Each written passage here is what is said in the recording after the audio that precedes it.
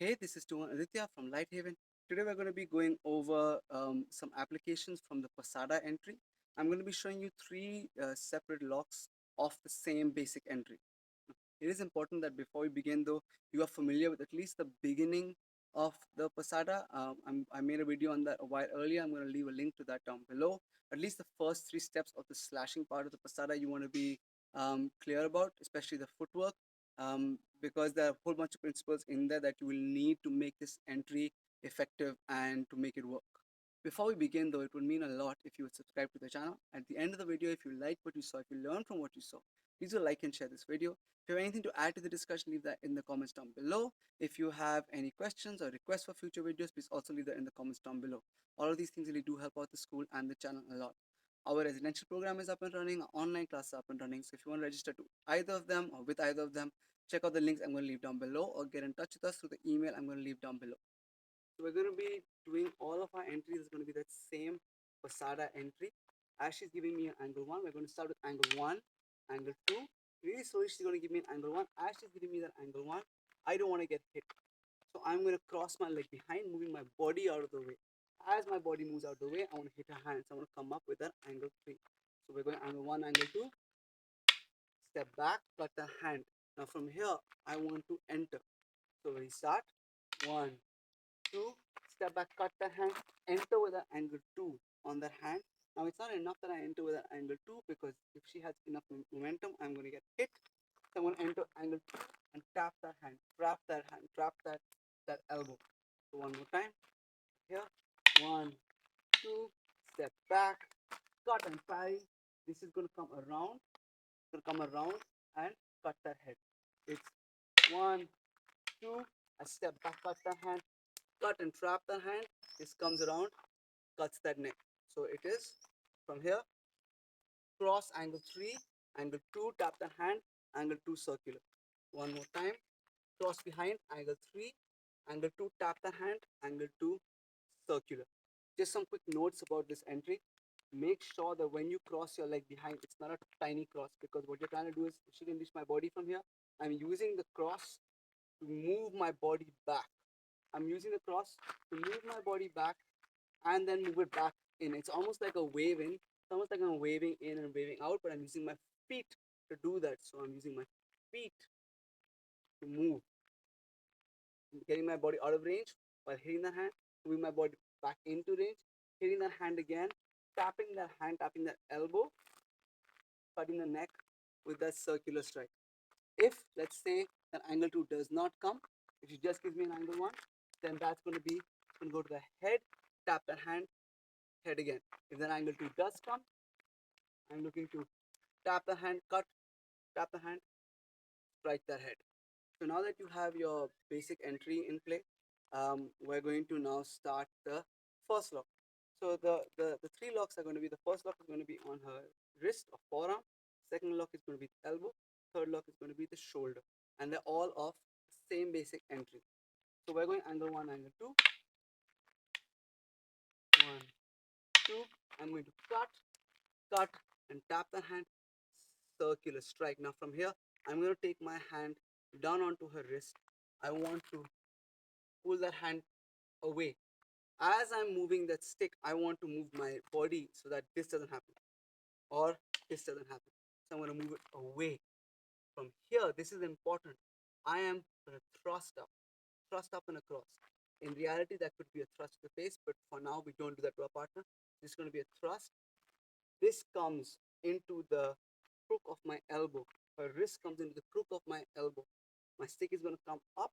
I'm going to put that on her forearm. I'm just going to press down. You can, if you want, you can have the stick.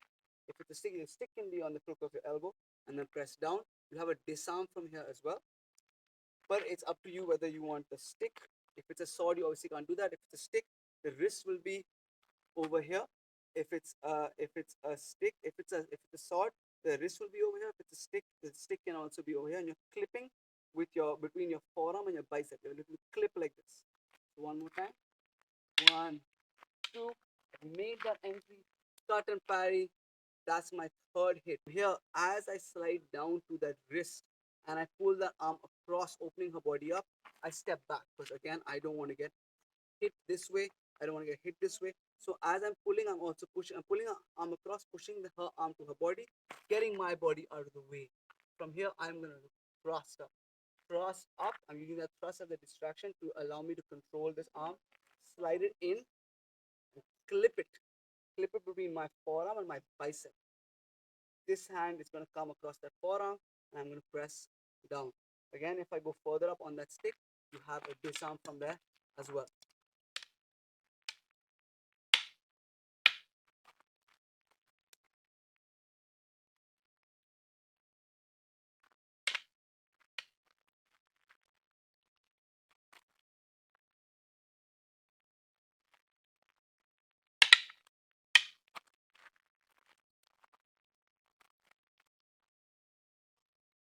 If it's a sword, you're looking to have pressure either on the side.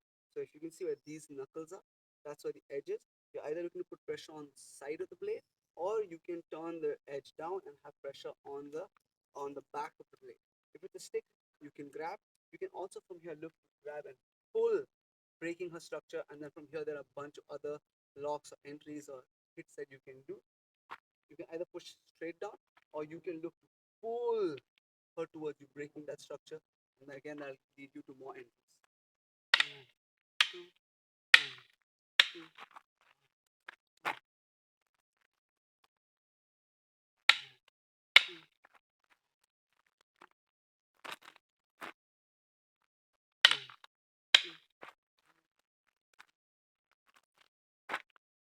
Here, if I want, I can clip and look for that disarm. The next lock is going to be higher up on that elbow. Now, when I'm saying elbow, I don't mean elbow over here. I mean between the tricep and the elbow. So your stick, you want the stick to be around here. That's the best place to put that pressure on that elbow and look for the hyperextension. Not on that elbow, somewhere between the tricep and the elbow. The entry, however, is going to be the same. So I'm going one, two, one, two, one, enter, hit, cut the arm. Same way I'm going to take the hand out. I'm going to slide the hand down, get my body out of the way, push a hand to her body, or to her body, thrust up. Except this time, I'm going to slide higher up so that the stick comes on that area that I said earlier between her elbow and her tricep. From here, I'm going to look to press down. Now this is important. I'm not pushing down. I am looking to roll, literally roll like you're like a rolling pin. Literally trying to roll like a rolling pin. Literally trying to roll that stick down on her elbow. So once I'm here, earlier I was clipping between my forearm and my bicep near her wrist or on her stick. Now I'm going to clip higher up so that that stick can be on that area between her elbow and her tricep. What you don't want happening is, if Neha straightens up a bit, you don't want her elbow to collapse inwards this way. See how elbow is bending? If I put pressure on this muscle here, it's going to cause her elbow to collapse inwards. I don't want that. Yes, I have options from here. I can collapse this inwards and I have options from here as well. But I don't want that. I want to bar her arm. I want to bar her arm. So for that, I'm going to be looking to almost roll this down so that her elbow is facing as much towards the sky as possible, and then look to press down. And again, from here, there are follow-up locks and stuff you can do. But essentially, her arm is clipped between my forearm and my bicep.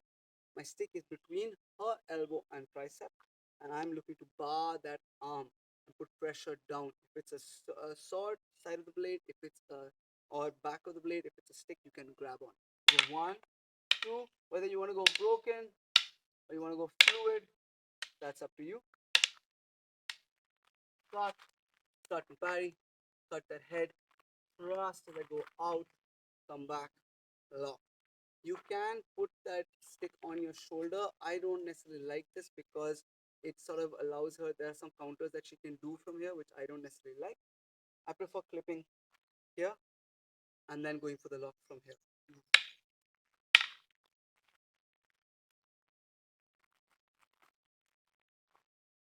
The other thing you also want to try and do is make sure that I don't want to be in front of her.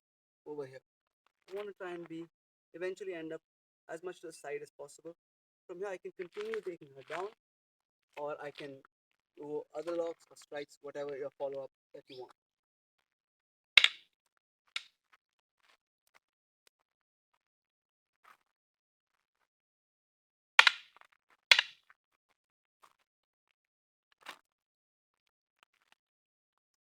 Third lock, we did the first one on the wrist, second one on the elbow, third one is going to be up to her shoulder.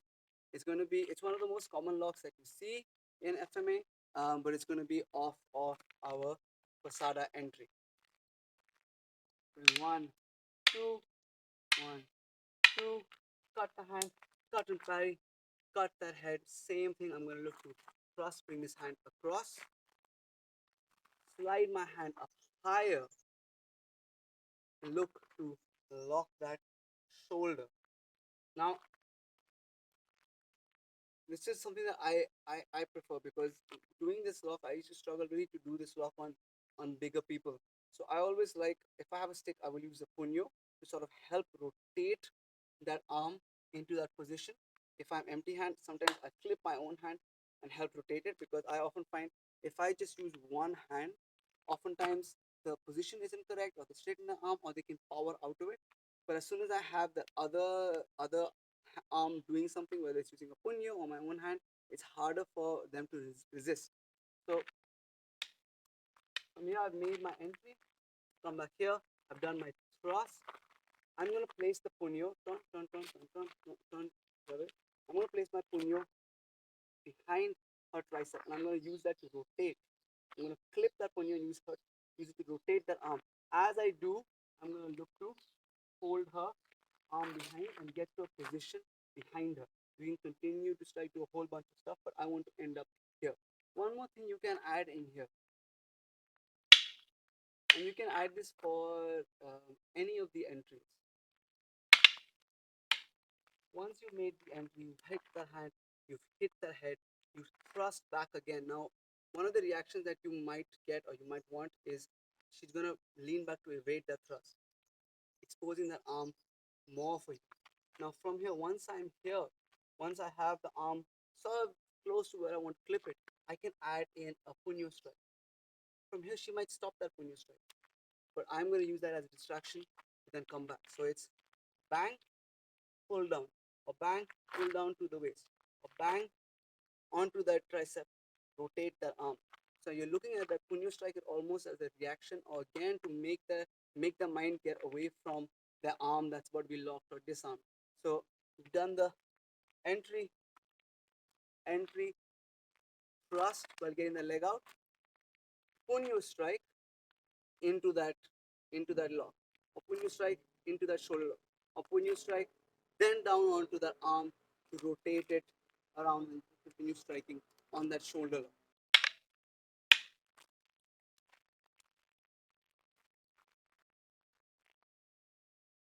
From here, it's really up to you. The throws here, but I really just prefer striking.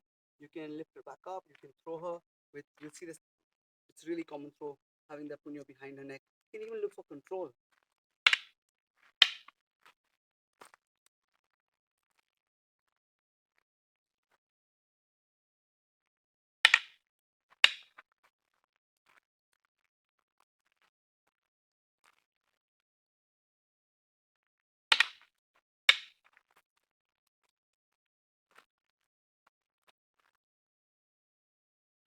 Thank you guys so much for watching. Thank you, Neha, for assisting me. If you liked what you saw, if you learned from what you saw, please do like and share this video. Please do subscribe to the channel. If you have anything to add to the discussion, leave that in the comments down below. If you have any questions or requests for future videos, please also leave that in the comments down below. All of these things really do help out the school and the channel a lot. Like I said earlier, our residential program is up and running, our online classes are up and running. So if you want to train with us, get in touch with us through the email I'm going to leave down below. Thank you guys so much for watching, and see you in the next video.